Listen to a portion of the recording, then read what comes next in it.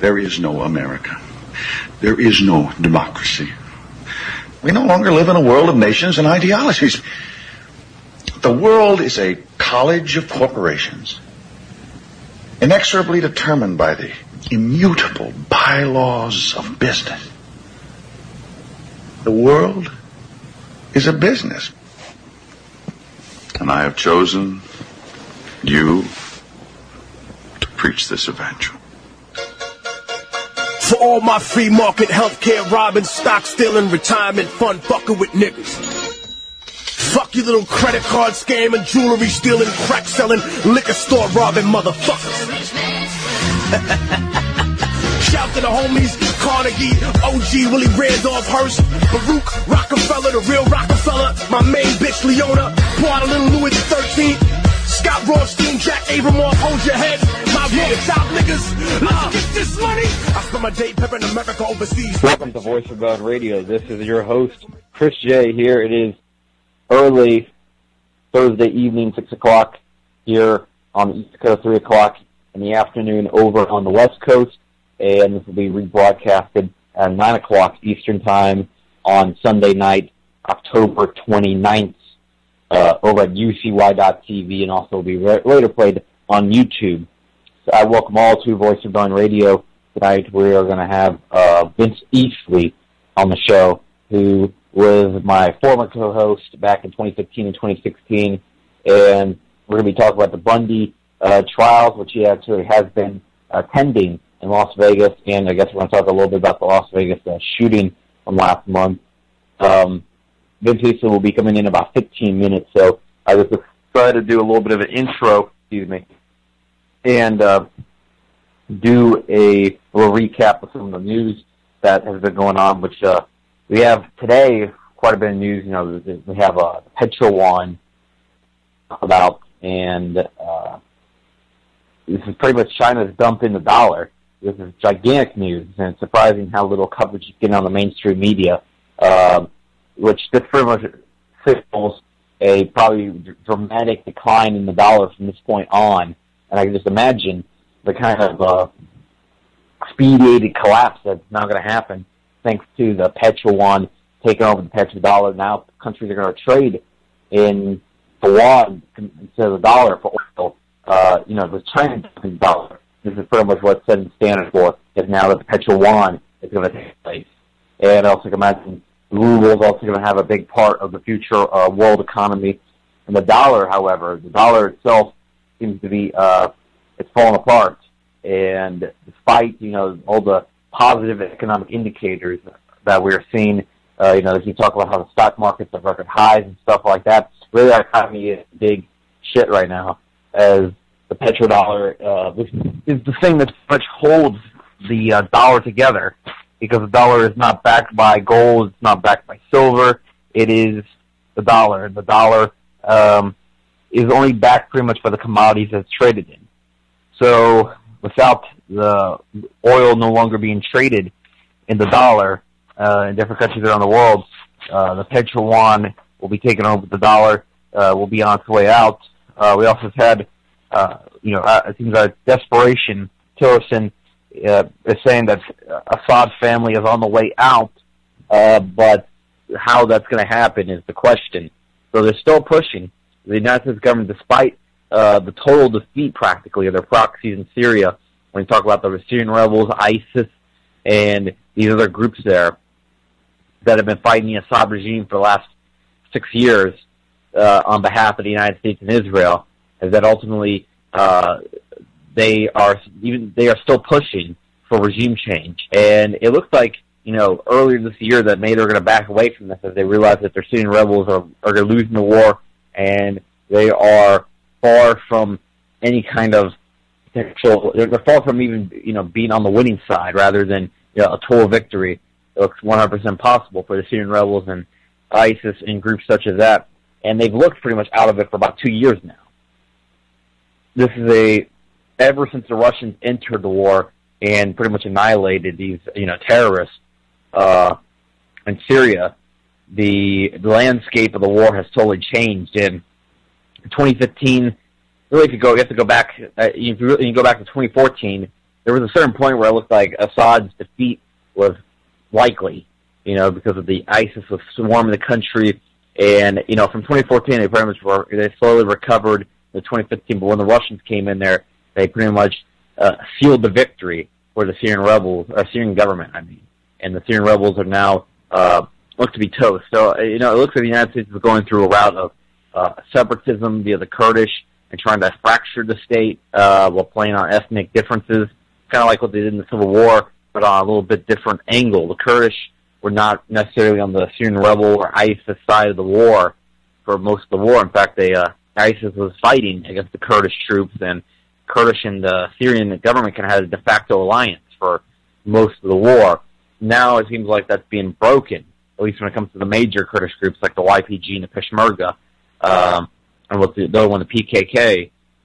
It seems to be kind of uncertain to hit the future between the Kurdish and the Syrian government, and I think that the United States is playing on that, playing on this these tensions, and to try to fracture Syria.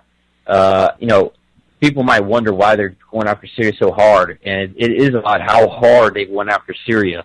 They have been trying for 6 years solid of war, pretty much, that they've waged on them ever since, I think, March of 2011, this war broke out. So, this is 6.5 years of fighting that have taken place in Syria. Practically this entire decade so far has been war over in Syria, and that's the existence as they know it over there.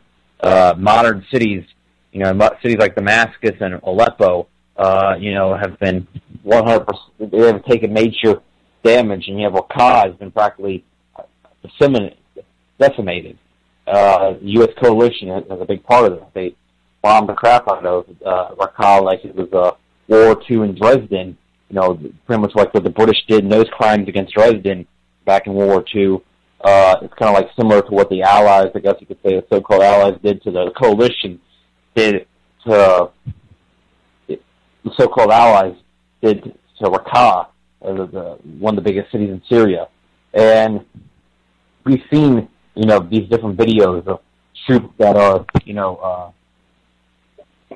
United States aircraft that totally missed, I guess, their drop-off point for whatever supplies they were dropping, and instead dropped it into the hands of ISIS and stuff like this multiple times we've seen on video, and there's all kinds of just blatant red flags when it comes to the whole anti-ISIS effort, if you can call it an effort, against over there in Syria, which has really been just a front towards towards regime change against the Assad regime, is by bringing this ISIS boogeyman, gives them a reason to be over there, be intervening in their politics, and to be intervening into their affairs.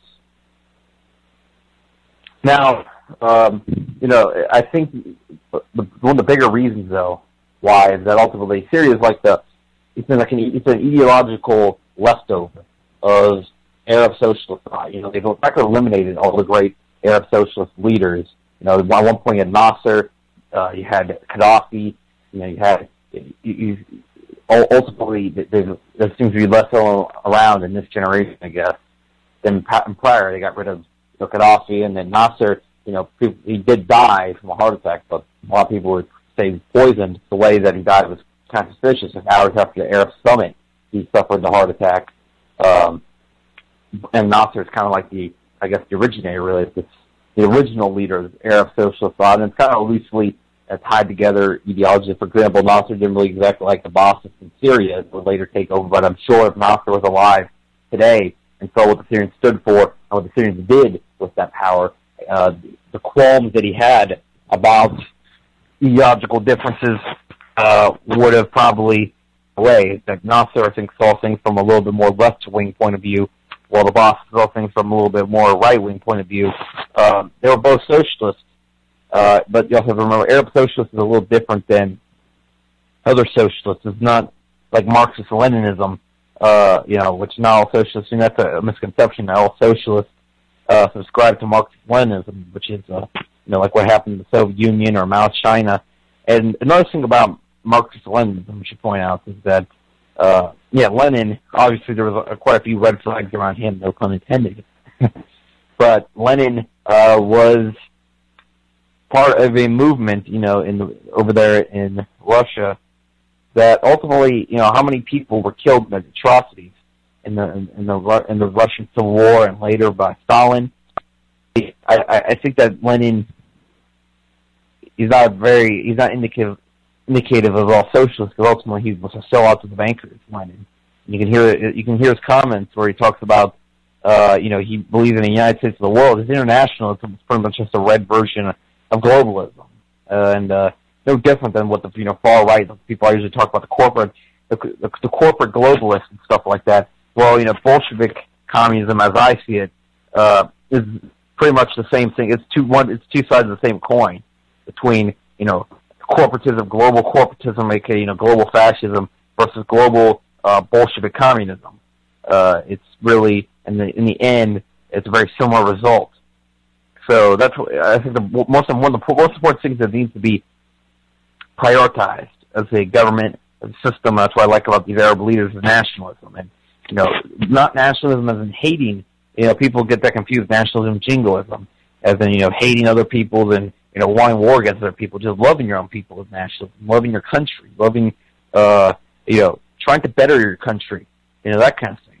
Not bombing other countries. What's happening in America right now is they disguise everything with a big blanket on nationalism, but ultimately what is behind that is gross globalism, this pushing toward the Rothschilds and a new world order, via our United States military. And we're involved in wars that have no benefit to the American people. Our resources are are all owned by big corporations. And true nationalism, I see economic nationalism, meaning now the resources belong to the people. So, in my opinion, true nationalism is absolutely intrinsically a left-wing ideology. Rather, right-wingers can use it, I'm talking about economic right-wingers can use it. However, in the end, it never will be true nationalism, because it's always going to value a corporation over a person. And people are what makes a nation, not corporations. Corporations don't have, thus they can't be part of a nation state. And people, there's going to be a lot of people that are going to listen. They listen probably to some of my shows, I know there's many different viewpoints at UCY.TV about nationalism, and they refer to the gross form of statism.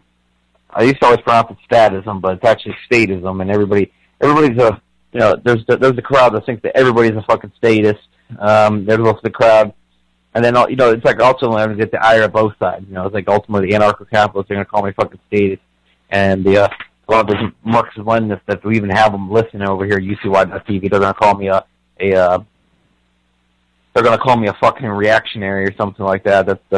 They love using these buzzwords. To me, they don't really mean much, and ultimately, and then some people say that I don't have. They probably listen to what I have to say. It's like, oh, you're just one of the centrists that doesn't really have political ideology. You just think whatever convenient. No, I just think what's practical for our country, what's practical for the people, is what should be instituted in a country, what actually works.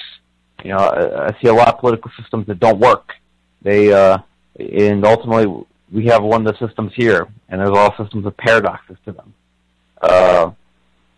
Also, in other news that happened, the JFK files are being released today, which I think it's going to be not much of anything. It's our own government's not going to release the truth about the JFK assassination, and I actually fear this could be worse than actually what was before.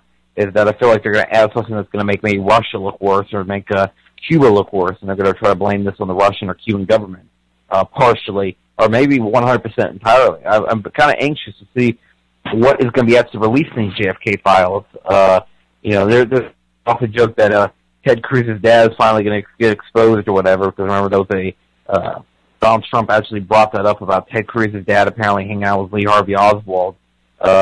I would say they might not be 100% incorrect about that when it comes to, you might have had some kind of part, like Lee Harvey Oswald. He was not ultimately the top guy in the entire JFK assassination. It was most like a pat. I could see that definitely have made that guy,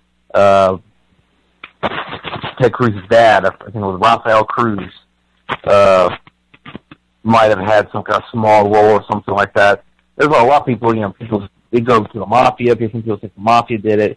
I have my own, I've talked about on the shows many times about what I think of the JFK assassination. I've done whole shows about it, and who I ultimately think responsible. I think multiple parties are responsible. I don't think we just, pin on one party and that's going to be the end-all, be-all of all the people who are responsible for it. JFK assassination, though, apparently, we're now at almost the 54th anniversary. So I think they could almost, be honest with the apathy of a lot of Americans, I think they could probably release documents, and ultimately most people are not going to care, unfortunately. I hope that's not the case. I hope that if this is actually anything, actually alarming is released in these documents, people react accordingly. The JFK assassination is one of those things that is one of those conspiracies that a lot of people actually believed in. At one point, I think 70% people did not believe the true story of the JFK. The official story of the JFK assassination. Definitely not the true story. The Lee Harvey Oswald, magic bullet story and all that is, I think, still most people think of it as, I don't think it's most, though. I think most, or only a minority of people think it's not true nowadays, but I know it's went from 70, I'm not sure, I think it's somewhere between 40 and 60% still do not believe the official story. But people, a lot of people believe that the communists, in quotation, like Russia or the Cubans, had a big role in it. I think, this is just, if they blame it on them, it would be going down that same line that, look, this is what, see, they can meddle with our elections, they can kill our presidents, we can't play around with these Russians anymore, and now we need to go to more drastic measures. That's kind of the line I could see the government going down after that. And I see I think it should be differentiated majorly, the difference between the Soviets and the Russians. The Soviets were communists, and it was it's a dictatorship, and the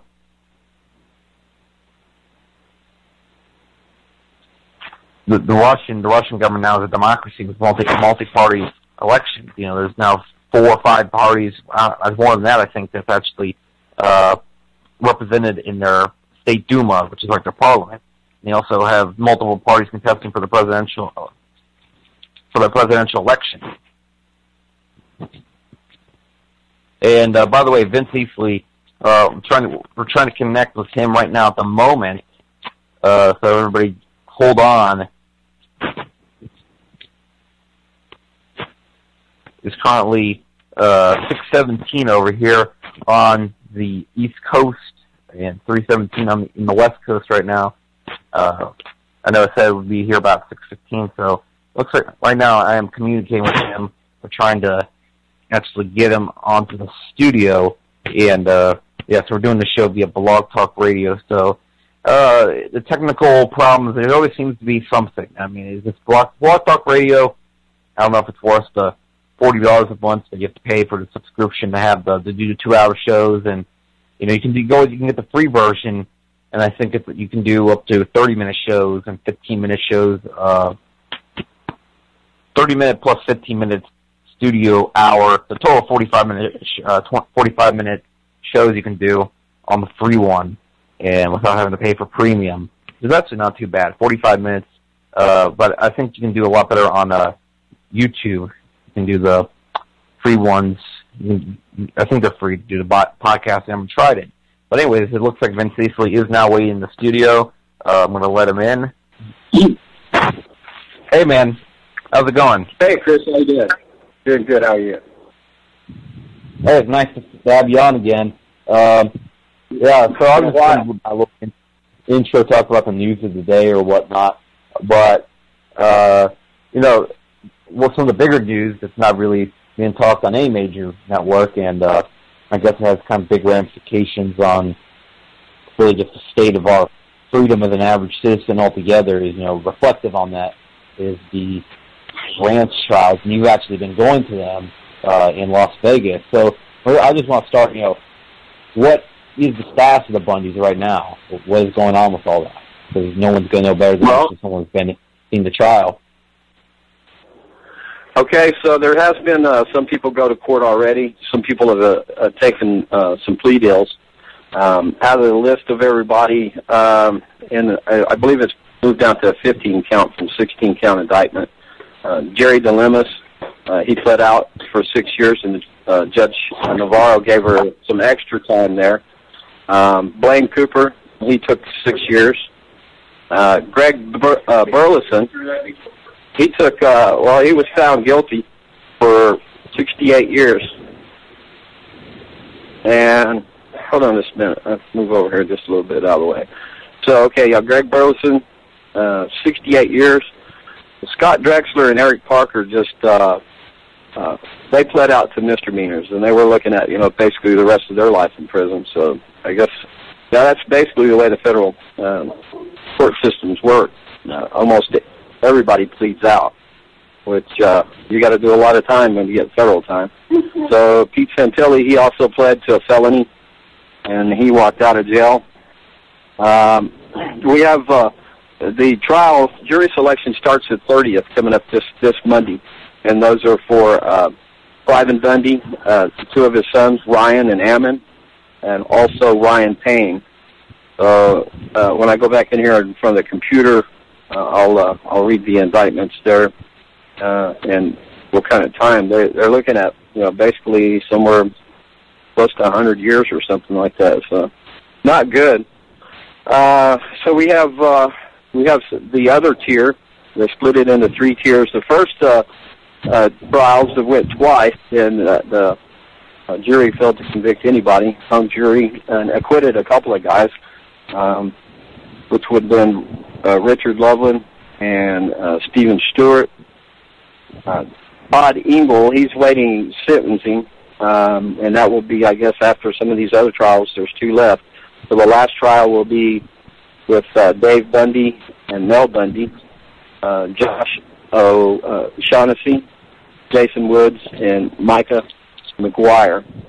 And those are the lowest tiers waiting for trial. And so let me go back in here in front of my computer here. So this is the United States District Court of Nevada, and against the plaintiffs. So they list everybody here. Of course, I already did. And it was a sealed superseding indictment, and the charges are conspiracy to commit an offense against the United States, conspiracy to impede and injure a federal officer, assault on a federal officer, threatening a federal law enforcement officer, use and carry of a firearm in relation to a crime of violence, obstruction of due administration justice, interference with interstate commerce by extortion, interstate travel in aid of extortion, and aiding and abetting. The summary reads as, the superseding indictment resulted from a massive armed assault against federal law enforcement officers that occurred in and around Bunkerville, Nevada on April 12th of 2014. The defendants' names herein planned, organized, led, and or participated as gunmen in the assault, all in order to threaten, intimidate, and extort the officers into abandoning approximately 400 head of cattle that were in their lawful care and custody. So as I read on, I find the language to be kind of not really legal sounding, as that calling people gunmen and so forth. But anyway, so it's quite a deal that we're looking at. I've been they had a motion going here. Dan Love, who was he was a special aide in charge for BLM. He's since been fired. He was found to be involved in a lot of corrupt and shady dealings. So he was brought into court by video on Monday, and they kept him in trial all day. And there's some good information to read at readoutnews.com. Sherry Duvall has been doing a great job of and as well as some others, Doug Knowles and so many other people involved in trying to get the information out about what's going on. So it's really convoluted when you get into the legal system as far as how people would assume that law would work.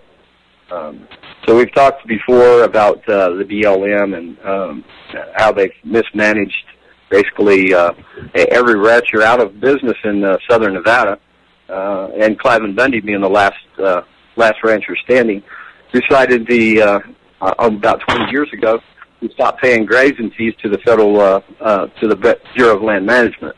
He attempted to pay that to the county, and they sent the money back. So it's not like he's trying to get a free ride. A lot of people, I don't think they really understand the scope of what's going on out here in the West, and as far as seizing the natural resources. So let's look at this public land idea that it's not owned by the government. There's certain properties that are owned. Like, say, for instance, a miner has a claim. He owns the minerals on the land. Clive Bundy, he owned the water rights and the grazing rights as well. So there's other uses. People own four-wheelers. There's hunters and trappers and hikers, and just along the rivers, swimming and boating. It's land available for everybody, and certain aspects of it are actually property and owned by individuals and not by the government. We talk a lot as far as the history of the BLM and the Taylor Grazing Act and so forth, and going back. The families there descend from, they're Mormons, and been there for quite some time, well over 100 years. Perhaps it's a little area. There wasn't so much borders that existed for them as far as crossing between Nevada, Arizona, and Utah. So the family lines are tied together for quite some time. And anyways, they've been there farming and ranching for a long time. There's more on that history that I won't include. Anyways, so what happened with the continuance, this evidentiary hearing that's going on? There was 3 days of that, and they wasn't quite done. And Judge Navarro has given them one more day, which is set off till November the 3rd, which will be the end of next week. But Monday starts jury selection. There's been a lot of talk in the, how she's not been too fair for the defendants of those last two trials. And I've sat in a couple of days now in court, and she seems to be trying to do a little better job, I think, being a little more fair, and actually maybe a little extra lenient, and assisting even with Ryan Bundy, who he's representing himself. He does have counsel, a sidebar there, I guess you'd call it, or something like that, as well, appointed. So she's helped him perhaps ask the question in the right way to show cause and establish the foundation for. Does that mean you got to ask the questions? Right? We did some live stream yesterday and covered the proceedings thus far. It's fixing to start off. I'm not sure how long jury selection will take, but probably a good part of the week. And we'll move on from there. Let's see, I had this. Yes, this is from Readout News, Sherry Duvall, real nice lady, talking about the prosecutor, Myrie, and her title of this article is U.S. Attorney Myrie Sinks Deep into the Swamp. So, Judge Gloria Navarro surprised the defense teams in the Bunkerville standoff trial by allowing them 3 days of testimony in an evidentiary hearing with a fourth day promised. Now, there's also been another filing for dismissal, and the prosecution asked for 60 days to review that. Well, by that time, the trial will more than likely have, run its course, and the decision will have been made. I thought Myrie was a big jerk, actually, and even disrespectful in his tone and addressing to the judge. Hold on. In his tone, and she didn't really seem to, bat an eye. But we'll see how that goes. We'll see if she stays friendly when the jury comes in. So I don't think she had to worry about too much. I think she's already made her decision. She said that they've not proven their case thus far in this evidentiary hearing, and that was about when the ELM agents were bugging out all the what they call resources. They did a mass shredding of documents. There's a lot of other stuff now. The prosecution calling it a fishing expedition, but they're trying to get somebody to cough up the fact that they did hide information and destroy it. There's Dave Bundy's iPad where he filmed the attack. I believe that would have been April, somewhere around the 6th of April, or the 9th maybe, in 2014. And began the gathering of the cattle, the BLM, contract cowboys, and what they call other resources. There was ended up FBI there. There was well over 200, whether it be in federal employ or by contract there. So they left out on the 12th of April, 2014, and so there's some few things that they were trying to get a hold of. Like Ryan was trying to pull out of this witness, Tony Sarinsky. She's a dispatcher. That's like the lead person there as far as communications. BLM agent Clayman had testified Tuesday, and then Sarinsky, she came in Tuesday afternoon, and then into Wednesday, and finally we're done with them yesterday. So either what they're trying to do is get the information of observation posts, recordings. There's other things that wouldn't been covered that she claims that she has. She said, I do not recall many times, never gave up the information. So they're calling a couple of more witnesses, and hopefully they'll be able to find that information. Now, Judge Navarro, against the objection of prosecution, he didn't want it to go any further. Said, they're fishing, and she said that there is obvious contradiction of statements between the witnesses, so she's going to allow it, and hopefully they'll be able to get one of them to come up with the fact that evidence was destroyed. And if you look at Arizona versus, I think it was Youngblood, if evidence is destroyed or withheld, it's a little longer list in there than the defense doesn't have everything that they need for a proper defense, and it would be the trial it'd have to be dismissed, I guess. So that's what they're up against right now. It's really been stacked against them all along in these first two trials, and we see, it looks like more. Sherry Duvall had posted another article Monday about Dan Love. You should really check that out, and I'll pull some links together after we're done talking and drop them in the link there. So, I got a question. Is how many of the occupiers? There's like 150 of them. How many of them actually have been charges have been brought up against?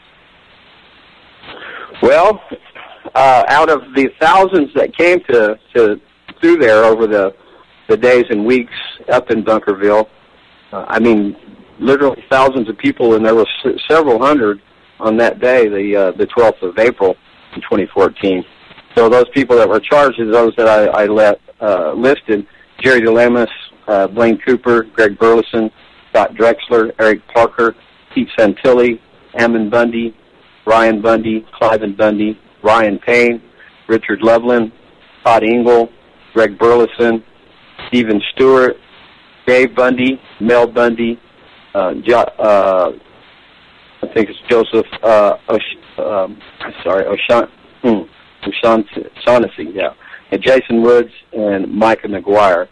So there's that many folks, and like I said, some have already taken some plea deals. That's generally the way it works in the federal system. And you're going to do most of that time. Pardon? Yeah, if you don't end up taking, you end up risking doing like 30 years or more. Like those Bundys, they're facing a century in prison, so pretty much a lifetime in prison is what some of these guys are facing. And it's pretty rewarded, the charges against them. Doesn't really seem very legal, does it? It seems more like accusatory. It seems like they're really trying to defame the character in the charges for some of these statements, and by labeling as gunmen and stuff like that, it makes it seem like these people are at best, I guess you'd say, like deranged, or something like that. But it almost makes it sound like like domestic terrorists, like they've been trying to label them, or did try to label them in the media. You don't even hear about them anymore on the media. It's funny, like all this Bundy Ranch trials been going on. I haven't heard one word of it on any kind of media source, or it might have been in the Skull RT, if that. I don't even think it was there. The mainstream media's like completely dropped that, but I remember when it was going on, they were painted in the worst light, and it's tragic. And this is, the Bureau of Land Management, and it's not the only government organization that's acted like that, is that they've entire department, entire department, run everybody else out of business, and they're so terrible at management. So Bureau of Land Management and some organizations so wasteful that they end up, when they replace whoever, the fired families that were behind it, before that, they are nothing compared, because they just can't compete. They're also terrible at management. And we have so many, and they're overinflated government at this point. We have 30% of our people either work for the government or work for the government indirectly. I mean, this is how our government is inflated to the size, and there's only a few that might be in comparison, and those would be like 1940s Germany and probably 1940s Russia under Stalin. That's about the only few governments that have ever gone to the size.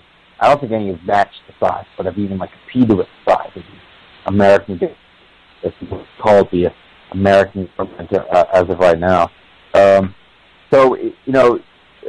There's how many people, you've been attending the trials, how many people have been really invested in these trials? How many people are attending in that courtroom during these there's a lower number, I think, certainly right now, because it's evidentiary here. Everybody likes the fluff, right? So it's been generally a few friends and people that have been dedicated to trying to help the Bundys and family. Now, when jury selection starts Monday, most of those folks won't be allowed back into court, and they'll be out on the street with signs and banners and so forth. And you can't bring a cell phone in, so they're going to set up a lockbox out front, and I'll be able to drop my phone out there as I go in. And I did take lots and lots of notes. And of course, this is all new to me, and I'm not a transcriptionist, but I got pretty much a good bit of the gist. I've already filled up almost a whole notebook between there and for the Vegas shooting coming up. When we talk about that, I've outlined the timeline established and changed several times. Is what people are saying there by Sheriff Lombardo. So that would be quite a bit, and I think we could go, when we get to that, go through each presentation from the law enforcement that's talking there. And the first day, I think they had 5 press conferences. We'll go 1-to-1, and I'm going to play I'm going to play devil's advocate here, and I'm going to be presenting the narrative from mainstream and from law enforcement. I've been down to the Mandalay. I've taken some videos, walked around, and looked around, just to get a feel for it. If you're looking, at pictures and all that, it's a little different. Even looking at Google Maps, you can get some idea get down on the street view. For me, they're going to have to really prove this narrative because there's so many anomalies, and we'll be able to talk about that. And I guess I could move on over to that. Basically, unless you want to talk more about the Bundy Ranch, they've got a tough. Let's move on to Las Vegas on what you've established timeline. Yeah, let me get to the beginning of my notes here, and I'll start. It's that. I honestly haven't kept up with too much of the research on the Las Vegas shooting. I've seen a couple anomalies. I saw a video where it sounds like there's two guns firing off, and you can hear two distinct firearms being fired at the same time, which goes on with the idea of maybe multiple shooters. Also, I read something about the valet claims that Paddock came in there 3 days prior to when he actually supposedly did. Also, I found it weird that Paddock's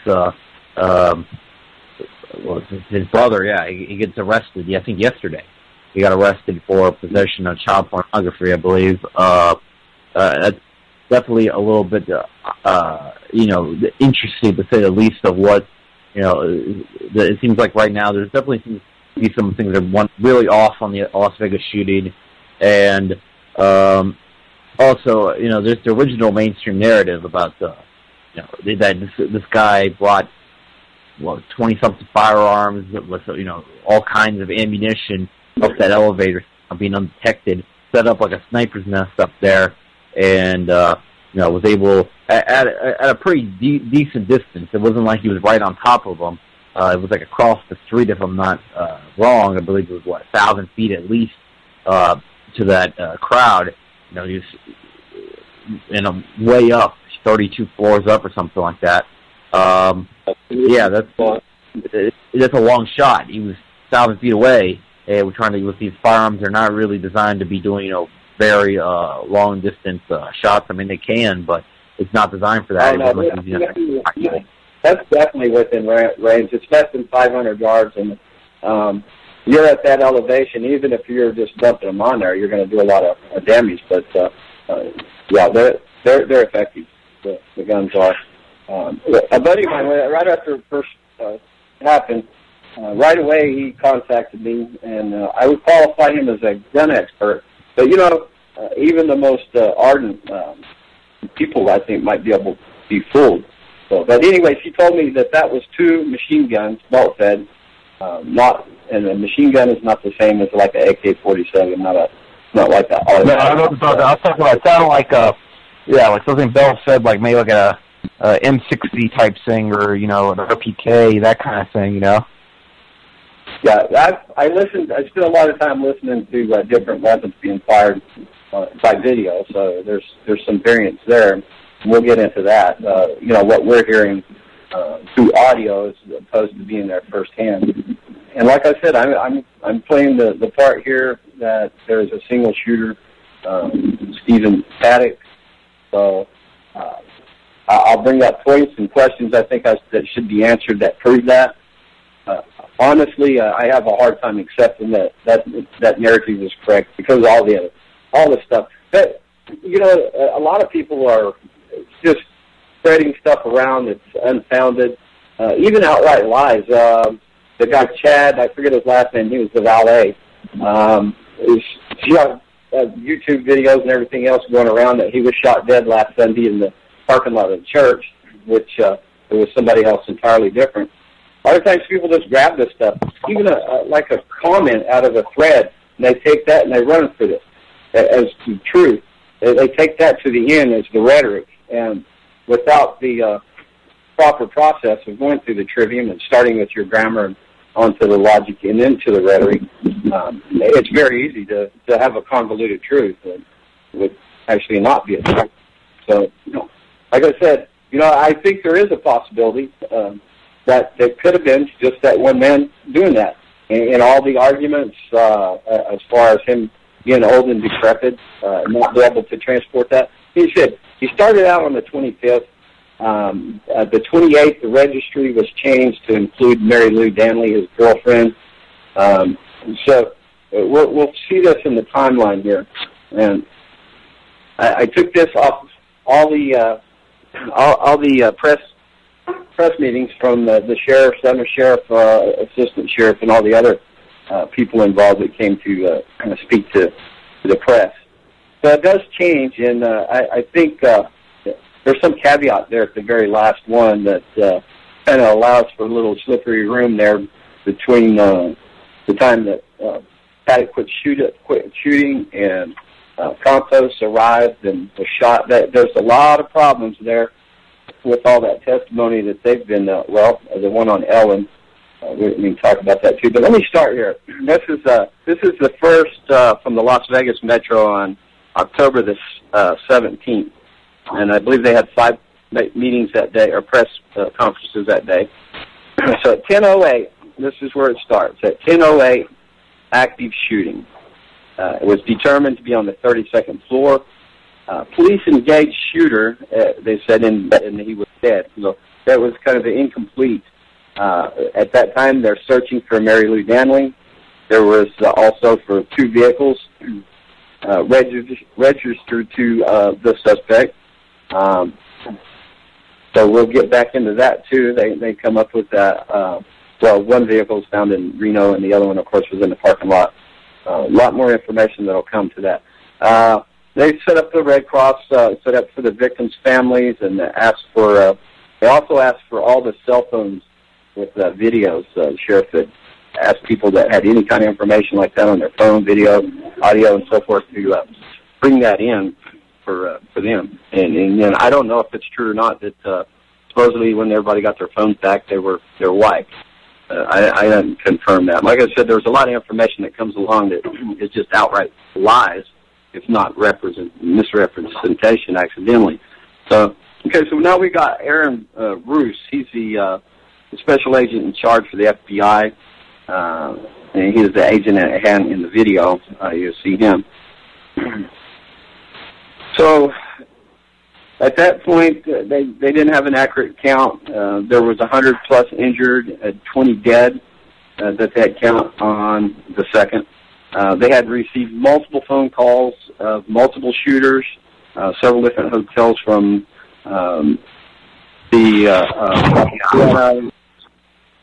say again? Okay. So, let me see, we're back where I'm at. And it was believed at that time a couple of officers had died. Right away, the narrative was he was a lone wolf actor. So then the second press conference on October the 2nd, the statement comes along, and there was some contradictory information. I think, let's see here, they had located vehicles and the girlfriend. They raised the number to 50 dead and 200 injured. Stephen Paddock, he was ID'd. They hadn't formally given his name until this time.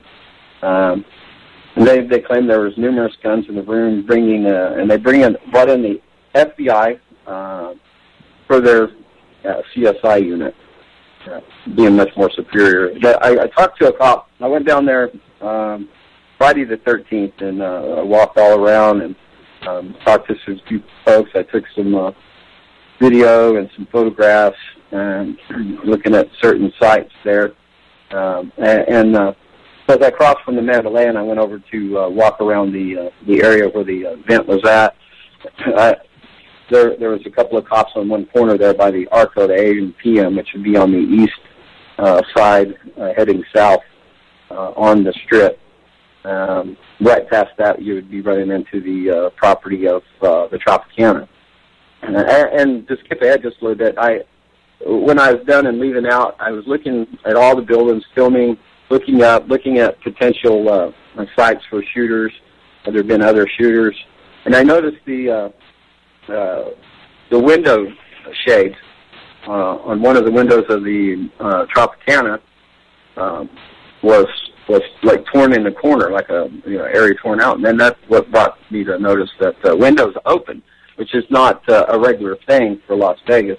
we'll talk more about windows, too. And so I said, well, that lines up. And then the South Tower is just right outside of the range of what was projected by the health ranger in his audio analysis. And, I appreciate that work he's done, but I don't think it's fully scientific. There's other factors that have not been factored in, and I think I'll address that, too, in a bit. But let me run on through this timeline.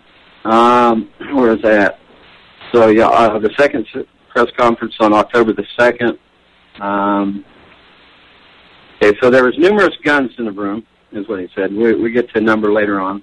And they brought in the FBI again, I said that, for the CSI. And they provided a number for family, and they revised to 1 officer dead and 1 wounded. Search warrants were issued for Paddock's properties. Moving to the third press conference on October the 2nd. And this was it was a full press conference. One thing changed, and that was the body count. It went 58 or 59 dead, 515 injured. No further intelligence support. And they learned of the Reno house, his property there. So the FBI had search warrants to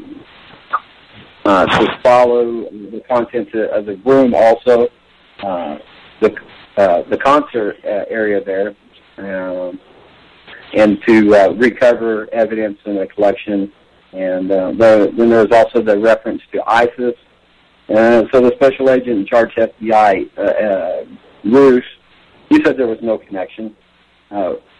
Reuben Keelan, he's a 4th Congressional, there are several people there, 4th Congressional District from Nevada. Steve, let's see, the Clark County District Attorney, Steve Wilson, Commissioner Sisolak was there, and so that their narrative is that there was a sole shooter. Mayor Goodman, the wife of the former Mayor Goodman, she's now Mayor of Las Vegas, Congresswoman Dana Tatis, I think it is, then Adam Laxell, Nevada Attorney General, Governor Sandoval, Troy Tanner, Mesquite Chief of Police, Craig Council, Las Vegas Fire Chief, excuse me. And so then we move on to questions about the Reno house. And how did he get the weapons into the hotel was one of the questions asked by a reporter. And basically on his own, excuse me, and stated that Mary Lou was out of town. And somewhere in here, I'm pretty sure I got it in here, it'll come up, they said that she was in, I believe they said Tokyo. And then, everybody else has heard in the Philippines. So, they asked, was the shooter known? They said, no accomplices, that is, such as Mary Lou. Was she involved? They said, no. How did he break the windows? Any tie, that question was asked and didn't know. Any tie, well, no, he said something about a hammer-like instrument. Any ties to any groups? No. Then we moved the date of the check-in as Thursday the 28th. That asked if he had any tickets to the events. It was so the Fusion Center. I didn't check to see what that is. I forgot about that. So that they were gathering information from the Fusion Center, and I've seen these vehicles, trailers that got posts and lights on them, and mounted cameras, I guess, that are set out to the downtown and the Strip area. So they were looking to retrieve evidence from there. It was asked, how could this happen? And the response was, how could it have been stopped? Of course, they'll come along with some plans for us there to keep us more serious. And I want to know how they found the subject, and he offers that the police, they hire out a security in events, and matter of fact, it's a law that, they have to have so much security at any event like that. So they were able to make out about where he was, according to that testimony, and so they just started making their way that way. If you've seen any videos where they're hunkered down, but there was a few of them that banded together and took upon themselves to make their way to the Mandalay Bay and up the steps, and then we'll talk about how they were held back to wait for the SWAT team. Another question asked was any alarm set off by gunfire, and asked if he didn't know. Asked if the suspect had killed himself, and so it took them a few hours. Then down below, they gather all the folks that had been injured and killed. A lot of brave people involved in that, and we'll get to also a lot of people saying, I don't know how many, but nobody was killed and no bullets flew. I'll get to that, and I'm pretty sure that that's not provable. So you just brought out about the people thinking that. I think it comes from the fact that it seems like a lot of times in these mass shooting events, they don't release, they don't release a lot of the gory images, like what we expect to see in a mass shooting. I think it's, to a lot of people, it would be almost, there's some people would say, well, perhaps that the dignity of these, of the people and their families, that's why we shouldn't release that stuff, but to put these kind of rumors to bed, maybe perhaps these things should be released to the public. Yeah, absolutely. They can't try panic, so I think it's really important that this it all be tried in the court of public opinion, and they have an extra burden to because there's so much controversy about that. There's an extra burden for them to prove that, and later on we'll get to where the sheriff was talking about all the resources they're applying to this, hundreds of people involved that's one of my questions is with the FBI in charge of the crime scene, have they compartmentalized the investigation? Is there oversight by Las Vegas Metro? So there's, like I said, there's a lot to be answered. But I'll continue here. They asked what weapons were discharged in the room. Asked if anybody had made a return fire, whether it would be Leo or the security for Mandalay Bay. Now we move on to the fourth briefing of the day, October the 2nd. So the sheriff says there's two things to address, that they were the primary focus. There were 4 scenes. So finish processing the scene was part of that, and then what their goal was, and then to find out the motive for what caused him to do this. So he established that the shooting occurred from the 32nd floor onto the event grounds, that he had a home in Mesquite, one in Reno, and the FBI was ready to do the search at that time. So they had retrieved 18 guns, plus explosives, and thousands of rounds of ammo, electronics, and that was at the Mesquite house. So the number then goes to 527 injured and 59 dead. The Mandalay Bay then has made an offer for the family of the victims for their hotel rooms and airfare to be paid for, and a few other amenities, I guess. So, and also, yeah, they got the airline tickets. So they come to now 16 guns in room, and 200, and those were 208 calibers to 223s. Was the main. There was also a pistol in there that comes out later. They was asked if there was any video, the laptop, and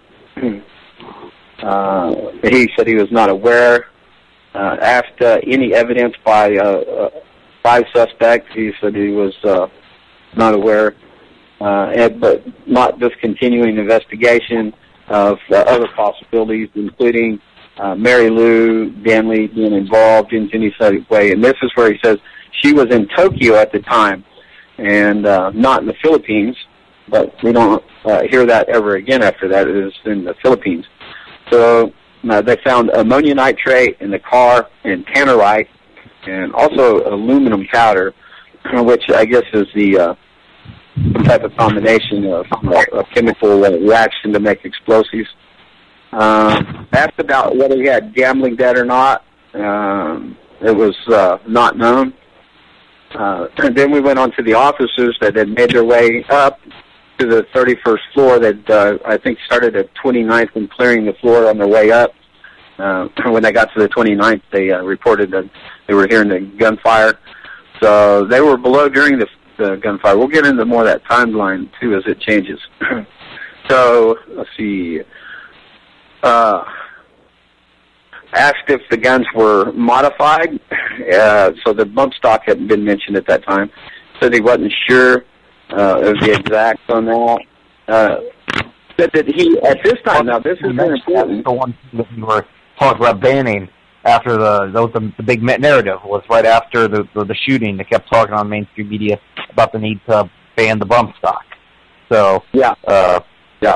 So that comes after this mention comes a little later on, because there's no mention of any type of what the weapons were, whether they'd been modified or legally or otherwise, or how he obtained them and so forth. But he does make mention, and this is an important part, that he said that they had hard drives with FBI waiting for evaluation. They spoke of one connection where he had bought guns in Arizona. They didn't make any mention of the tracer rounds at that time. I'd seen it elsewhere, and also the box had the gun dealer's name on it. Is how they came to him so quick. So that question was asked, how many bags did he have? Sheriff said in excess of 10 bags. And again, the check-in of the 28th, it's one suite with 2 rooms. So there was, let's see, security. Okay, this is, I skipped ahead a while ago. So the security forces moved up from the 29th to the 32nd floor. And they also talked about the location of the downtown of the Life is Beautiful event. And the possibility of that having been an alternative target. Let's see. Okay, so then it comes out that he shot through the door, hit Campos, the security guard, in the leg. Now, I'm gonna come across a couple of places here where how that happened is said in different ways.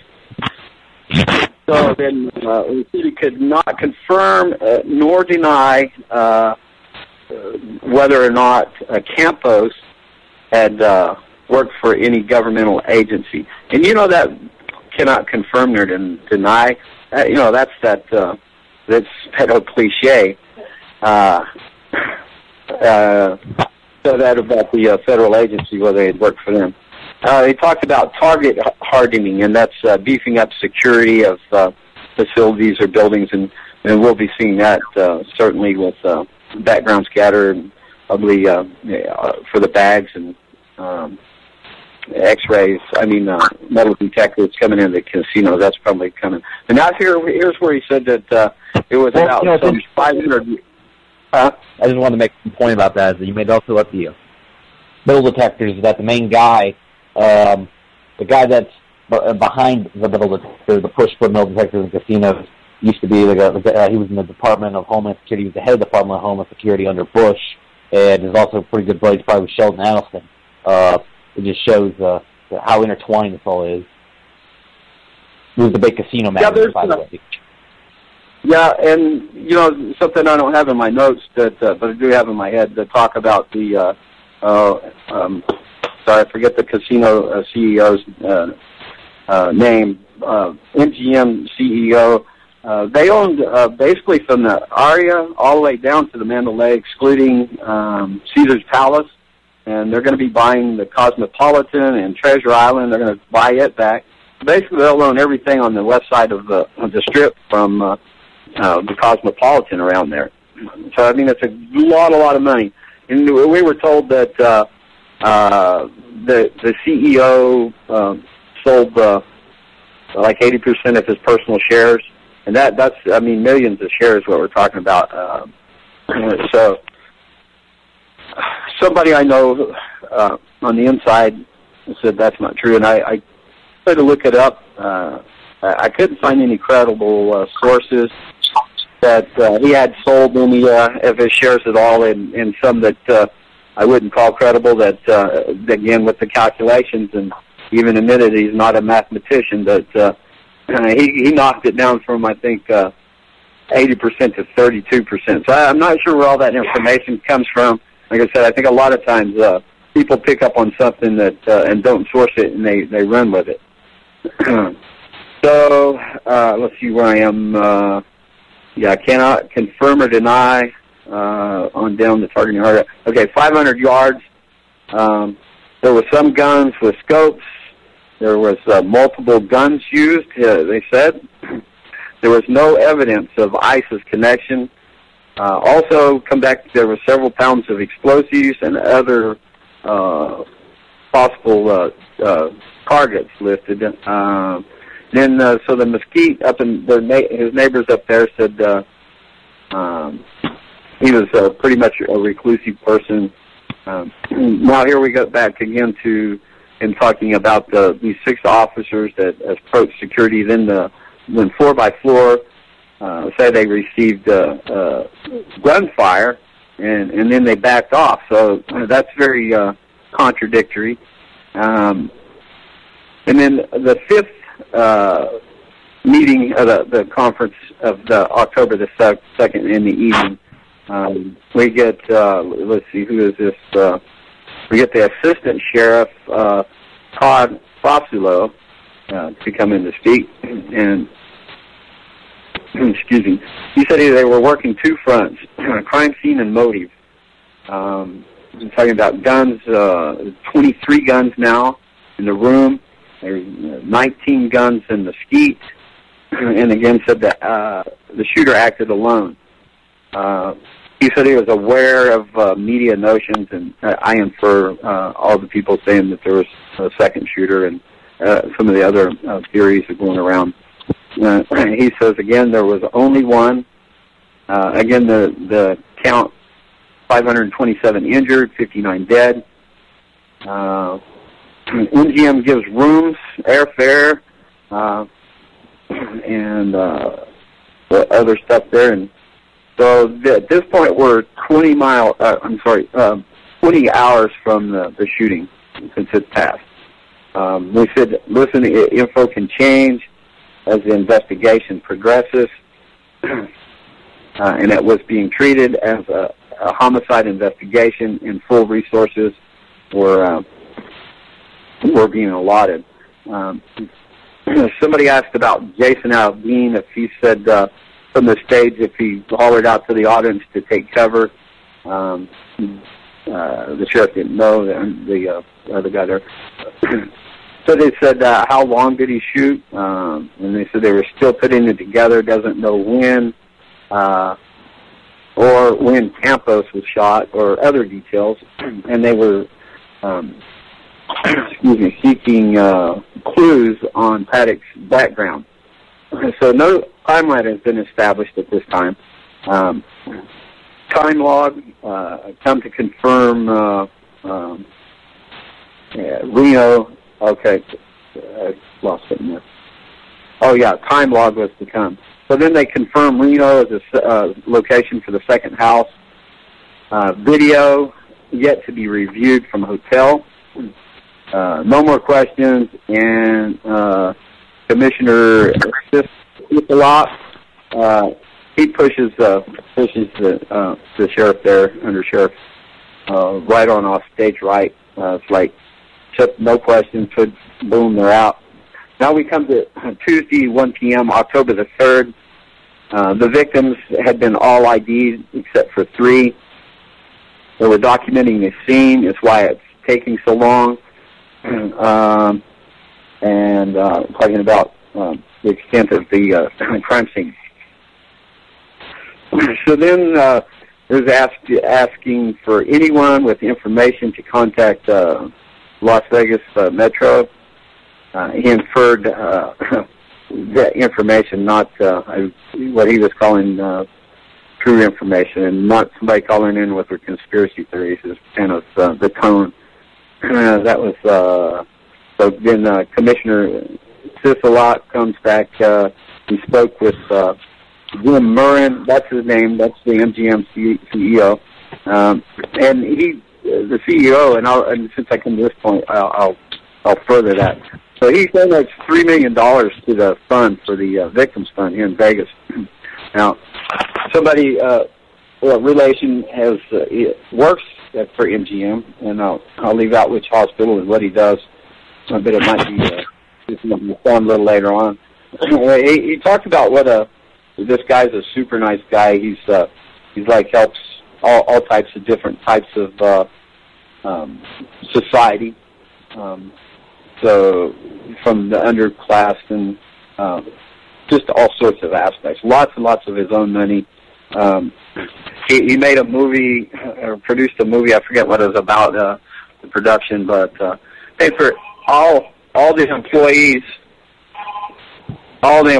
to attend at the MGM, and rented buses and all that. Just one example of his philanthropy. Lots and lots of money to own all those hotels. Certainly, I guess he would have lots of money. So we'll move past that. They recovered stuff in Reno, which included numerous electronics, 5 handguns, 2 shotguns, lots and lots of ammo. He said a plethora was his words.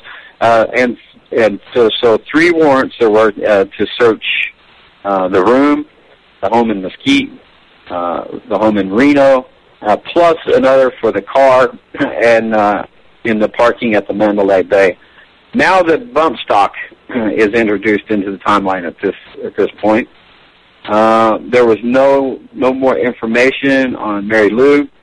An investigation continues, and was questioned if she had any intel on why, and there was no confirmation on the 100,000. They asked about the 100,000, 100 and something thousand wired to the Philippines, and he did not confirm that.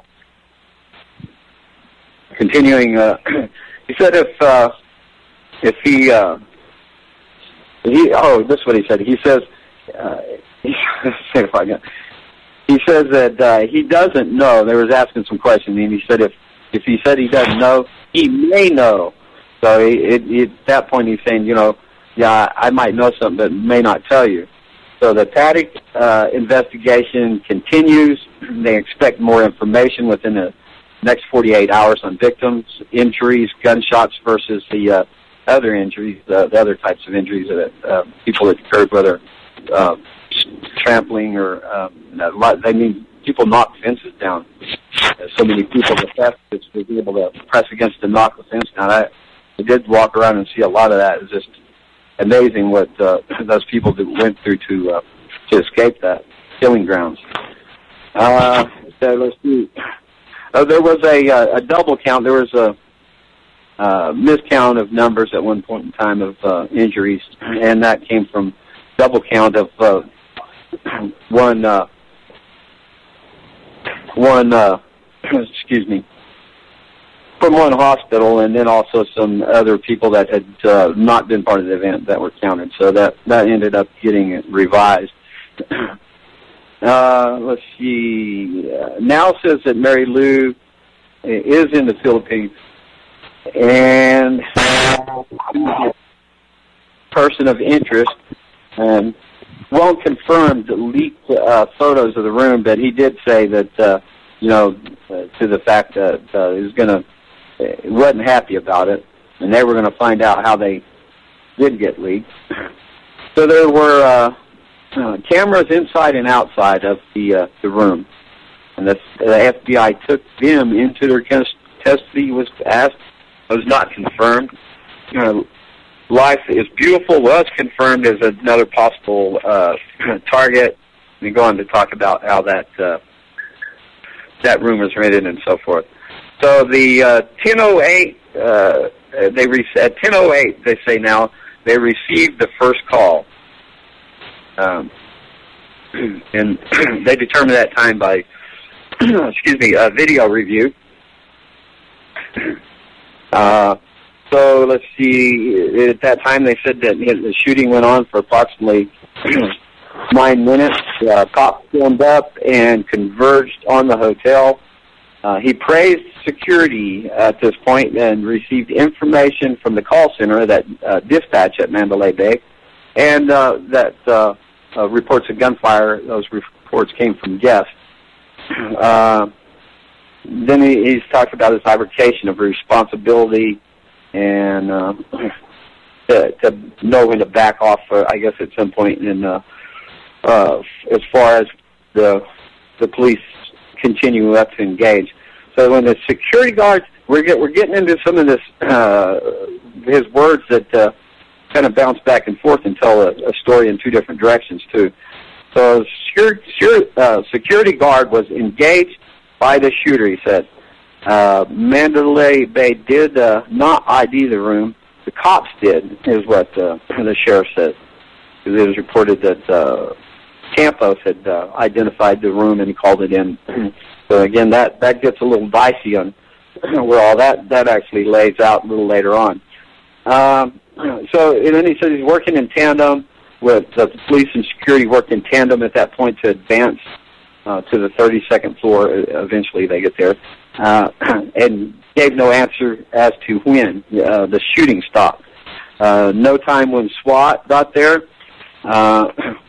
or the mind of a madman is what somebody called him. When you hope to understand the mind of this guy, and the sheriff said he had no need to understand the mind that for the claim to the crime.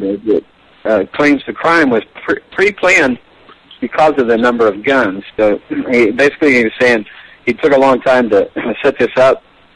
So, I mean, it's just like he didn't just freak out at some point in time. The mention of guns being bought, one reporter at some point asked him about was the month of October something significant to him, because he bought the guns in the previous year in October and then carried out this in the same month. So then here comes a narrative to see something, say something, to don't worry about bothering the police. And so then it was asked, did security or law enforcement fire on the room? And he was not aware that any did. Let's see. It says, say not that anything... Wait a minute. Say not that anything went wrong. I might have wrote something wrong here. But that they did. That's what he said. He said no. It's not that anything went wrong. And he said that they did the best that they could. And he goes on to make an excuse in time that and so forth. We'll get to that. The question was asked if room service was provided to Paddock, and I don't recall now how he responded to that. I think he confirmed it. Yeah, that's correct. He did confirm that. Now enter back in Special Agent in Charge, FBI, Aaron Bruce. They said they're now in incident management mode and is in communication with the Philippines. So now we talk back to the cameras. There was one camera on the service cart in the hall. Later we find out there was two. 67 body cams, videos. Not all cops have body cams, he said, like certain, depend upon their, whether in the capacity in which they work. So like normal cops are going to have the body cams on.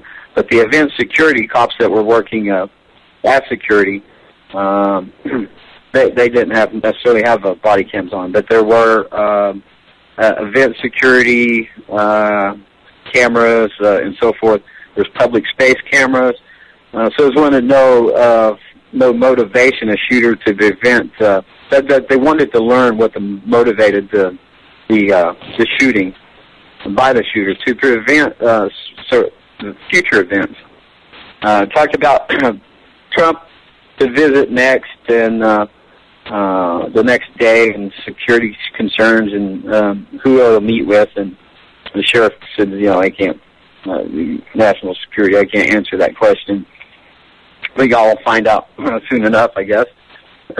So then there was made reference to Boston, San Bernardino, the Pulse nightclub, and some of the other these killings and so forth, and said that he compared it to that, and so a huge event, and some of these events have come up against the conspiracy theories as well. And he says the story will change as time passes. Says officers took it upon themselves to act and to evacuate floor to floor from. I think it is evaluate from floor to floor from the 29th to the 42nd. But they were paused at the 31st. We'll hear him say so again. Now he says this is one of these ones bringing that up. He says Campos became separated from Leo and then was acting alone. So he wasn't with them, then he was with them, his words keep getting mixed up and turned in two different directions a few times. So we move on to Tuesday at 6 p.m., October the 3rd. Kevin McMahill is the assistant sheriff. He says he announces the people, all the cars in the parking area backed by Alibaba and Mandalay Bay, which would be the west and south into the event. Parking, people could then come pick up their cars. They'd be escorted in, need ID and paperwork. And if he says this at this point that they were close to wrapping up the sites, talking about the room and some of the street sections clarified. He's asked again how long the shooting lasts. And so from 10:08, he makes a statement again. 10:08, first call, shots fired, and they occurred for approximately 9 to 11 minutes. He said there was a dozen or so volleys and that they stopped at 10:19. Question was asked how long to get to the room. So they had to enter stairwells, evacuated guests on their way up. Says Campos was valuable help. Was shot. Slight delay to get there, but shooting had stopped. So at one point he's with them, and then he's not, and then he is with them. And they get to him or something. So they were also at this point seeking who leaked photos. So I guess I put that in out of place earlier when I said that they were looking for that. That he was pretty upset that, but without confirming or denying. So now he does. So now we get to there's 2 cameras in the hallway and 1 in the peephole. Yeah, I'm doing a radio broadcast. A bit. And let's see, back to announces officer. I just sorry to interrupt your the timeline, but holy shit, I did not expect anything like that. I was going to be made a 10-minute thing, a 20-minute thing. But you pieced it together. I mean, damn. But thank you. Yeah, a whole hour worth to get the whole. Well, I'll tell you, Miss Stacy B on YouTube shared a video of the so-called killing of the valet guy Chad at church last Sunday, and so I've been tricked before, and I've gotten a little bit more cautious about just taking anybody's word for anybody, no matter whether it be mainstream or what I'm calling now other than mainstream media. Well, I mean, if we're going to be just you and I, we speak publicly and we try to bring information to air, so we have to have we have to have credibility in doing so.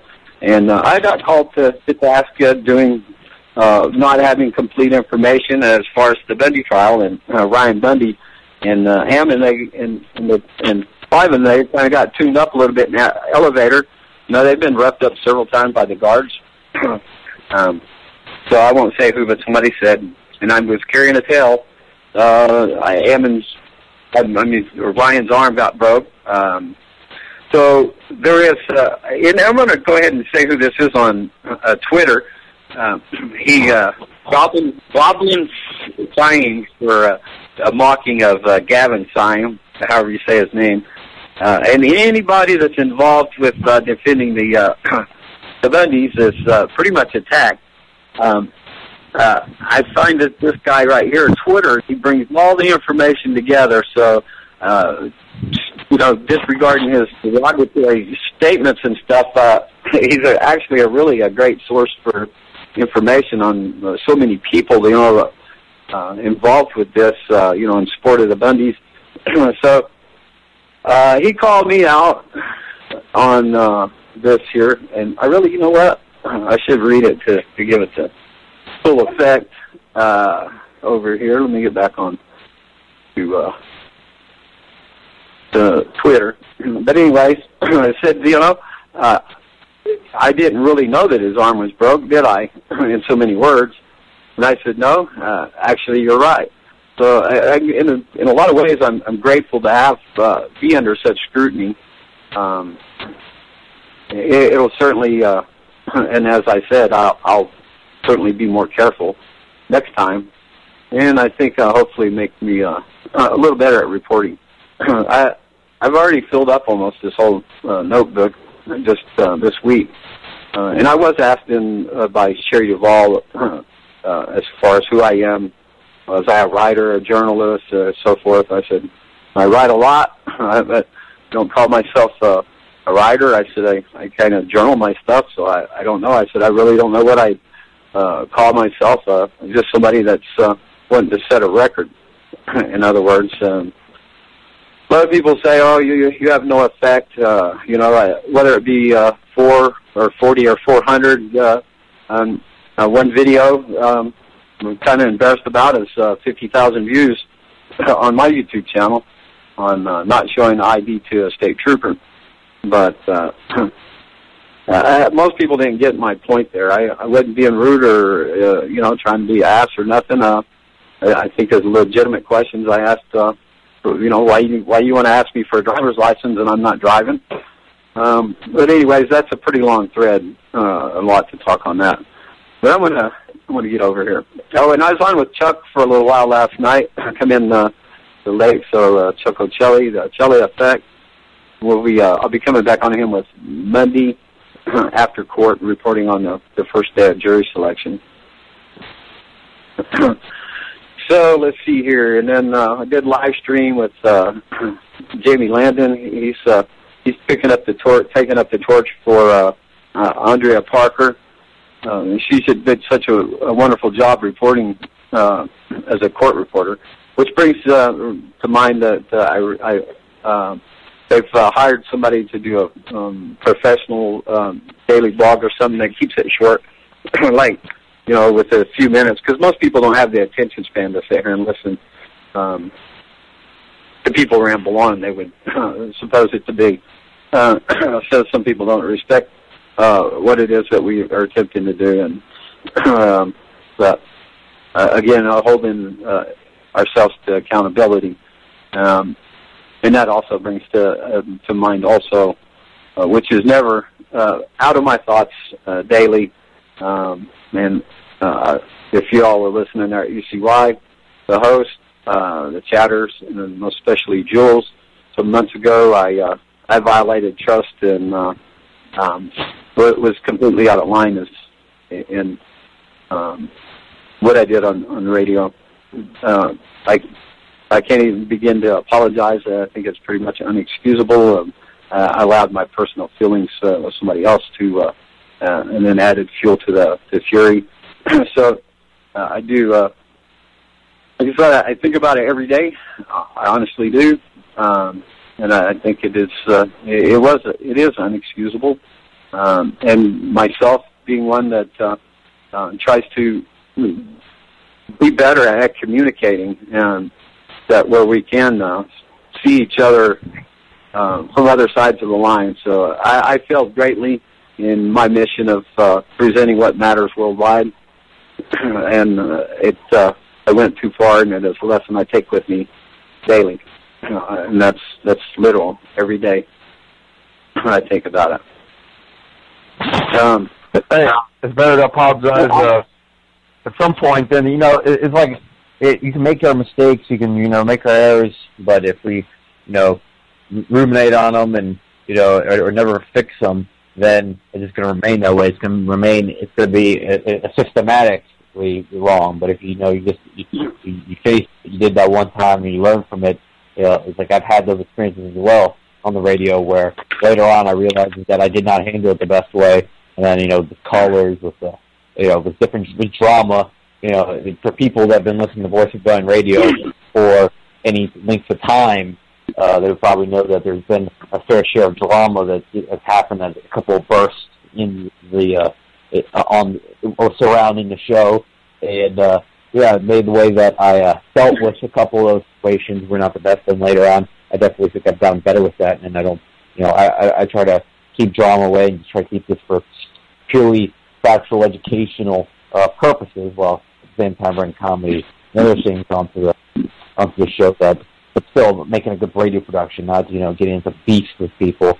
I don't believe that has much of a place in the alternative media, but yeah, I'm glad that you've taken this opportunity to try to right what you did. Yeah, well, I won't make any excuse for it.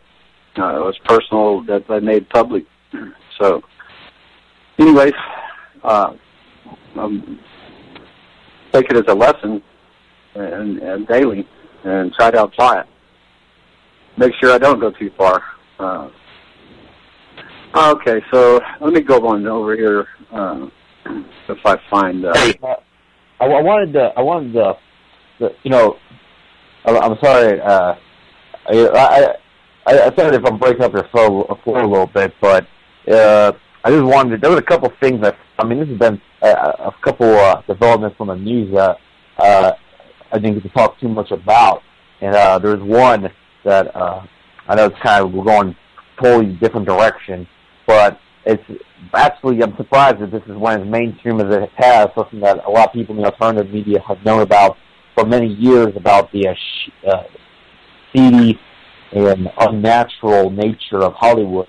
And we have now finally we have an actor that is seems to be really fight to this, and Corey Feldman, who he said he's going to release. He might have to name something. I think he might release to the public of producers that were involved with sex acts with minors. These were legitimately 100% pedophiles that are in Hollywood that are going to be exposed potentially. But the Corey Feldman apparently was pleading for his life a week or so ago in a video. It's pretty alarming, actually, that these guys have that kind of power where, Corey Feldman, someone is, I guess influential, he has a lot of money for sure, I would think, to be in Hollywood, that they could just, pretty much, do whatever they want to him. Like, I'm pretty sure they up and got arrested. He got arrested, I believe, for marijuana possession as a Hollywood celebrity. That's really telling that right when he's going to expose this, and, what better time, I think this is what Corey Feldman waited for this moment, that everybody's either drawn finally to the corrupt nature of Hollywood, and, with Harvey Weinstein, and, now that Harvey Weinstein's abuse has been exposed, and now people might take something like what Feldman's going to finally expose more seriously, because a lot of people, I think, have, he's made these kind of, I think, accusations in the past. There was a video I watched of him a couple of years ago, I think, speaking about this, and I don't think people didn't think too much into it. But now that there was like a mainstream scandal and Weinstein's serial abuse, this is not just a few instances, this is multiple different women. And that's weird how that also dropped off the media within a few days. You don't even hear anything about it, and that's been replaced by, I think the big story now is well, I'm the big one. They're still trying to push that Russia bullshit. Because another big development happened on that. They'll stick to Hollywood right now. Is that so Feldman exposed this, and it's not the only actor that I believe has has talked about this, but Feldman is definitely, I guess you could say, leading the charge of exposing what I think he described it as a ring of pedophiles in Hollywood, not just a few isolated producers. So it's a very disturbing nature of this, but at the same time, it's very interesting to see where this is going. I think that in the next week or so, a couple of weeks, I don't know, this might be a major development might happen. Maybe Feldman is ready to finally start naming names, and I'd be really interested what's going to happen after that. Have you looked into this at all, Vince? No, I see the headlines and a lot of people covering it. Me personally, I don't go for headlines at all. It's for me, I think it's a distraction. Everybody gets on a little kick. It was the NFL before the Las Vegas shooting, and I don't know what it was before that, but people like to get their up on their stump, and it just brings people together and for division. That makes sense if that's not a little oxymoron to say, and being together, people together for division. Well, this ain't just headlines, though. This is a major development. I mean, this is definitely a major development. And Feldman has been. I mean, it's not like that isn't extrapolated. This is what he might mean. I mean, Feldman is actually. I'm pretty sure he just did a video a few days ago, pretty much pleading for his life. This is. That he's been threatened. Is what he said by these producers, and told this in the first time. I think we talked a lot about this a couple of years ago, and his friend Corey Haim, the one guy that killed himself. That's what he said that contributed to that. Is because of the abuse that he took in Hollywood as a child, and it's very unfortunate. But I think it's a little bit more than headlines, and also I think the ramifications that this is going to have, when it comes to maybe like how people view Hollywood, which I think is, this is monumental, because it's like the old saying goes, there's three branches of government. The military, Hollywood, and something else. I forgot what was it. It was actually from the 70s show that they said that was one of the like the characters on that show actually said that. It actually is that's pretty true said. I mean, Hollywood is one of the biggest parts, really, of our government when it comes to propaganda. It's one of the biggest parts of this country towards distraction. How many people are always invested towards the next movie, the next big, a big actor everybody's looking at, the next big TV star. And it's kept people perpetually distracted for the last 10, or not 10 years, I should say, but 40 to 60 years, really in this country that we've really been, getting this craze, this delusion of the Hollywood, quotation reality. That's not really a reality. And this is, and also, this is going, this is not just like the people that were talking about this are on there's a RT report about this as well. It wasn't like this is just some obscure website on the internet or whatnot. This is going to the mainstream practically about the story. Let's see, I'm going to just read some of the stuff they're talking about right here. And he says, according to Feldman, he could name 6 names, one of them that is still very powerful today. He also said he has a story that can connect pedophilia to one of the major studios and wants to bring to light what is happening in the world of entertainment as far as the perverts and pedophiles go. The child actor is appealing for $10 million in funding to make the documentary. So I guess he's going to reveal it that way rather than do it just via naming it on Facebook or something like that. I guess he figured that would get censored that way. This way, perhaps this will really get the most eyes of people. I think, of course, the Miramax is where Harvey Weinstein worked for. And, now since after this, his social media followers have grown 30,000 since he began speaking about it. And, he also has there's a few Facebook pages I think are dedicated to supporting Feldman right now, because it obviously looks like he is being attacked and potentially silenced. And also, it's kind of disturbing how Barbara Walters apparently tried to silence him. And he's not, and like I said, not the only one. I remember Elijah Wood is his name. Is of course a famous actor. He also was talked about this earlier this year. I remember that. And I believe there's been other ones throughout the years. Just this year, there's been two major actors to bring to light. And, of course, right now there's a lot of distraction. I think this is partially what made this is one of the real stories. There's a couple of real stories that are really going on. The biggest story that's going on right now is also the Pechuan, which the Chinese have officially dumped the United States dollar. It's over. They're not going to use our U.S. dollar to trade in oil anymore. And I was talking about that earlier, is that the dollar is going to dramatically decline now. It's going to be at the fastest rate that we've ever seen, probably, because this is China. This is not Libya. This is not Syria. This is China, who is the up and coming market of the world. And there's a little bit different. A lot of people speculate. A lot of people like to speculate about their demise. People say, well, they came up very fast, so there's probably a good chance that within 20 years they're going to be irrelevant. However, the thing that's different between China and the United States is that their economy works a little bit different. Theirs is a planned economy, and they have 5-year plans. And the thing is how well they execute these 5-year plans. It's not that I agree with the way that they may run everything in their country. There's obviously there's definitely seems to be human rights abuse and stuff like that still today, and there definitely is a very past there. However, let me just talk about by purely looking at like a man looking at sports teams, and watching how they execute, how they run the plays, how they use the role players and use the stars, they commingle. Is like how I'm looking at the Chinese economy, is that it's well structured and it is it's pretty airtight. So they're going to be here for a while. They're going to be a player for the next 50 years potentially. While the United States now there wouldn't all less countries are trading oil in our dollar. I could say that there's economists that are right now predicting 2020 is that year where our dollar is going to totally go kaboom, and our economy is going to really struggle after that.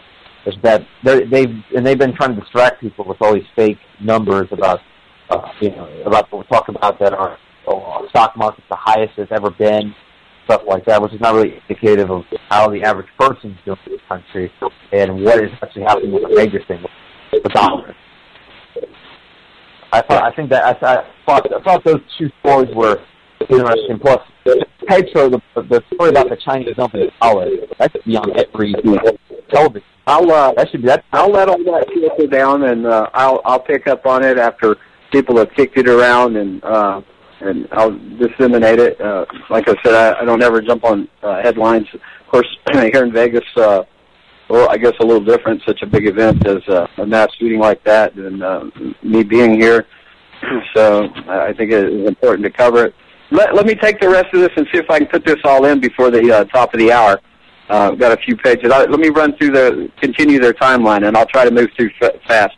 So I left off at right before Wednesday, the last Wednesday, before Wednesday picks up on the 4th. There was lots of body cam footage that played played several of them put together. So anyways, now going to Wednesday, October the 4th, Lombardo, he comes back with a sequence of events, updates. Agent Aaron Roos, like Trump and security and no stoppage of the investigation. The injuries are amended to 489, 317 had been discharged. The count was 58 dead plus one. Hundreds of investigators over the last 72 hours. It's been saying that Paddock has spent decades of accumulating guns. Confirmed Paddock rented room overlooking Life is Beautiful. Video of Paddock at the Ogden Resort by CAD, which is some type of computer automated program. So the time goes now from 10:08 to 10:05 that the shots were first fired. Short circuit from the concert venue. short-circuit television from the concert venue. 10:12, 31st floor officers arrive, say gunshots above. 10:15, last shots fired per body-worn camera. 10:17, first two officers to the 32nd floor. 10:18, security tells that he was shot and then gave location of shooter. That's contradicted in other statements by the sheriff. 10:26 to 10:30, 8 other officers arrived. They start evacuating the 32nd floor, the surrounding rooms. At 10:55, 8 cops are opposite the hallway. At 11:20, the first breach. Suspect down, and another door that can't be accessed, I guess would be within the suite, 2 rooms there. 72 minutes had passed at this time. 11:27, the second breach into the second room.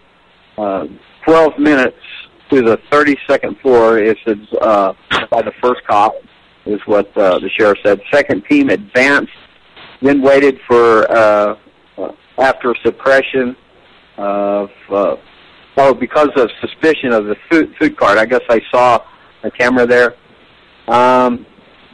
Let's see, no recordings. There's 2 on the cart. Now we go to the 2 number. 2 on the cart cameras. They were not recording. That was what I was trying to say there. And there was one on the peephole and another one in the room. There were said that shots had been discharged through the door. They observed holes. They goes back to talking about the 10 one-pound bags of tannerite, ammonia. Let's see, ammonia nitrate. 20 pounds bags of tannerite in the car had not yet been searched. That was when they discovered that. 1,600 rounds of ammo. Moving on to Friday, October the 6th. Let's see. No motive or reason. Said they were aware of all the aspects, and this is again alluding to people claiming the second shooter. I infer that there, but I just think by his tone of voice, again, that's what he meant. ISIS claims are unfounded. Continues investigation working with the FBI and other agencies. Announces Campos is the security guard that had done his name until then, and calls him a hero. Said he was shot in the leg, then he retreated. This is important here because supposedly he was walking down away from the door when he was shot, according to his testimony. So, according to the sheriff, he was shot in the leg and then retreated. So tannerite was found in the car with ammonium nitrate and aluminum powder. Aaron Roos has a new media plan. It's Clear Channel, billboards for information. It will be coming up soon here. Again, the know something, say something. 1-800-CALL FBI. Commissioner Sisolak, he dubs this 1 October for the name of this event. 1 October shooting. Responsibility to run down all leads, rumors, and suspicions. Do not help. Wants only factual information. Said there's been no video recovered within the room. Confident no other shooter does. There was no other shooter. He does not know if others were involved. Tannerite did not resemble an IED.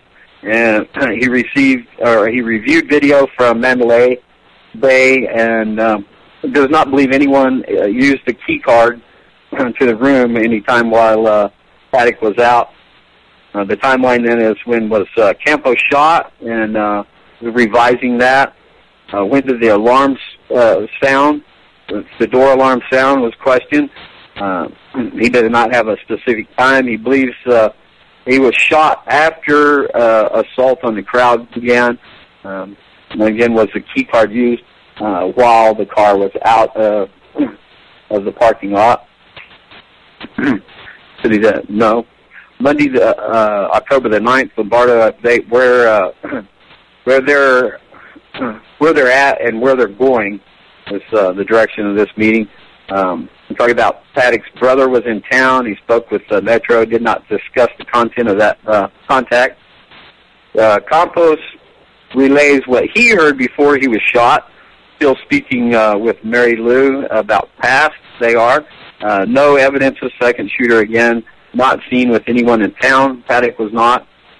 He was not. They found that he was not affiliated with any radical groups, and that he had a purposeful plan they carried out at the site for at least a week, prepping. And there was wanted to know motive to stop any further events happening like this.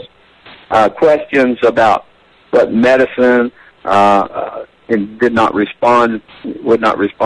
What note? He said there was no note. It was a document. Of course, it was a piece of paper and it had numbers on it. He wouldn't further anything about what that was about. So this we get into some more good information. I hope I don't run out here. So there's drilling. They found that there had been drilling next to a door or a wall next to a door adjacent doorway. I'm sorry. The intent, he supposed, was to place a camera or a gun, but it was not completed. Nothing about knocking sounds. And then he goes to shuffling the paper about this, let's see, this investigating of an open door, the timeline on this. So the sheriff gets nervous and shuffles papers around and asks, what was the question again? When did he get shot? Answer, 21:59, 9:59. Injured before mass volley into crowd. There was a question, and that was not answered. Has the timeline changed? Then it says, yes, it has. It has. Minute changes. Could encountered the shooter prior to the killing spree, and is looking at the mental and his medical conditions and issues over his life, as far as looking back. Behavior analysis unit from the FBI is in Vegas and also in L.A. There with Mary Lou. Alarm was an open door, but not Paddock's door. So here I have okay, I'll wait and come back to that. Personally not aware of any other writings in the room. When asked again about the note, or document as he called it, there's no comprehensive evaluation of his mental state at this time. It says Campos notified security immediately upon being shot, and also had prevented the maintenance man. Oh, I got to add into this. Kept him from being shot. This guy, Stephen Chef, if I said his last name right. Maintenance for MGM covers all these hotels. There's particular people involved in supervision. So the chain of command and the maintenance workers, everybody knows each other. Nobody knows this guy. Nobody knows who he is. And he showed up, of course, a week and a half into the timeline. And then he was a guy on there, obviously a handler or a coach, at least for Campos. So that's something that needs to be looked at more. The timeline before the shooting, Paddock was gambling the night before. Does not know why he quit firing. Moving ahead there. He believed Paddock had an escape plan. And let's see, no, he shot at tanks, the fuel tanks. He also had personal protection and equipment in the room. Further speculating, he had an escape plan. There was no triggered mechanism found to detonate any of the explosives. Responding officers first found out Campo was shot upon arrival, and it contradicts earlier statement. The 25th was said earlier than the 28th, and does not believe he was in the room between those days. And he's trying to confirm his actions and talks about electronics, and we reveal, I guess, later. Now says he doesn't want to use his name. Again, he says, I'm not mentioning Paddock's name. He doesn't. He should not be sensationalized with his name. And said. Then he goes on to say that he hid his actions over time. Any assumptions by the public media is not helping. FBI and Las Vegas Police Department and the BAU visiting the houses in Mesquite and Reno. Now to the last meeting was Friday, October the 13th. That was the night I was on the Strip.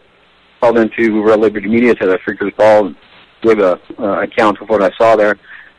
Just the FYI. So Lombardo wants to leave his narrative heard. I'm sorry, he wants to have his narrative heard. So this is a setup for the story. Lombardo, in my opinion, he starts acting like a suspect, that be on the other end of the cop. And he said earlier his answers might change over time, and he wanted to keep public calm. That's why he was quick to not be so certain about particulars in the information he released. We went on to talk about the heroes, and of course you can't say bad things when we have heroes involved. And he was talking about praise of the medical people. I'm not belittling them none at all, but he went to set the tone, it's my opinion. So there were 17 different medical facilities used for the victims, 546 injuries, 501 discharged, 58 dead, plus one. 45 were still in the hospital. Many were critical. He believed that tanks were fired upon with intent. McCarran that's the airport, checked out tanks, and which was aviation fuel, and it was low chance of it blowing up. So now again back to the 25th versus the 28th. Not breaking news, says we knew, but not sure why the 28th was used. The suspect occupied the room on the 25th and the 28th. Mary Lou's name was added to the registry. No abnormalities found in the autopsy by visual inspection. Samples of the brain were sent off to be tested.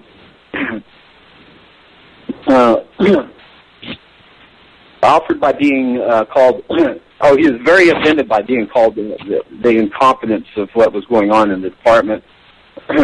Says info obtained via security logs from Compass, from body cams, from hotel cams, from lock integrations, Las Vegas Metro Dispatch, plus hotel and private cameras and interviews. He still stands by 959, and this is where it is important you listen to me. And it wasn't inaccurate, he says. Only the circumstances associated with it was inaccurate. And then he says he agrees with the Mandalay Bay's statement the day before. Received fire at 21:59 to 22:05. Initial volley. Campos relayed by radio and cell phone that he had been relayed by cell phone that he'd been shot. Why didn't do it on the radio? So he received a gunshot close to this time. Now he's the sheriff is saying, well, it wasn't necessarily 21:59. It was somewhere around there in 22:05. I'm not quite sure. Attempted. Got a frog in my throat. Attempted by radio, then used cell phone. Said confirmed. So come down to the last two pages. Okay, 22:05. That was established. 22:17 was 12 minutes. Then when the officers first arrived on the 32nd floor, no longer shooting after 10 minutes. Evacuation then began of adjacent rooms. Says there's no conspiracy between the Las Vegas Police Department and the FBI or with the Mandalay Bay. What he had said was not to establish a legal case, but to calm the public, standing hand in hand with the FBI from the beginning and through this investigation. He's confident there are no other individuals intending harm to the public, and continues with the joint operation from the beginning. Set up a 24/7 command post with agents, analysts, task force officers, and support personnel and 200 personnel local. No signs of ideology. Again, like I said, we'll be back live most likely next Sunday at 9 o'clock Eastern Time, 6 Pacific. Thanks, everyone, for tuning in and being a great fan base. You are here at Voices on Radio and all the fans.